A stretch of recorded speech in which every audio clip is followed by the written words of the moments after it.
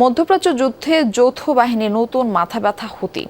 আগেই ইরানকে পুরোপুরি সমর্থনের ঘোষণা দিয়েছিল ইয়েমেন ভিত্তিক সশস্ত্র গোষ্ঠীটি। এবার ১৫০০ মাইল দূরের ইসরায়েলি ভূখণ্ড লক্ষ্য করে মিসাইলও ছুড়েছে তারা। দীর্ঘ সময় লড়াইয়ের অভিজ্ঞতা আর বহির্বিশ্বের সহায়তায় বিদ্রোহী গোষ্ঠীটি পরিণত হয়েছে আঞ্চলিক নিরাপত্তার গুরুত্বপূর্ণ ফ্যাক্টর। কিন্তু কতটা শক্তিশালী হুতির সমর ভান্ডার? গ্লিটারের টুইন লেমন ও অ্যান্টিব্যাকটেরিয়াল ফর্মুলা বাসনকে চকচকে জীবাণুমুক্ত করে আমাদের দেয় গ্লিটার গ্যারান্টি। মধ্যপ্রাচ্যে যুদ্ধাবস্থার মাঝে যৌথ বাহিনীর নতুন মাথাব্যথা হুতি।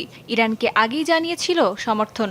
শনিবার ইসরায়েল ভূখণ্ডে ড্রোন হামলা চালায় ইয়েমেন ভিত্তিক সশস্ত্র গোষ্ঠীটি।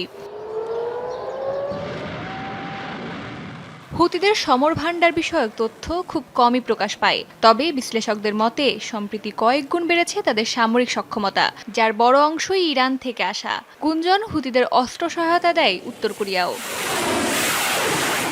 পশ্চিমা গণমাধ্যমের তথ্য, হুতিদের হাতে রয়েছে কিয়াম 1 ও 2, ফাতে 110 খাইবার ব্যালিস্টিক ক্ষেপণাস্ত্র, রয়েছে তুফান ও কার্নেটের মতো অ্যান্টি ট্যাঙ্ক গাইডেড মিসাইলও।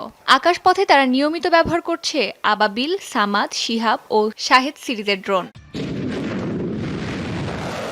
মেরসাদ 1 ও 2 নামের চালকবিহীন যুদ্ধযান ছাড়াও হুতিদের ভান্ডারে রয়েছে ক্রুজ মিসাইল, মর্টার, রকেট ও গ্রেনেড লঞ্চার, রাইফেল ও মেশিনগানের মতো নানা যুদ্ধাস্ত্র।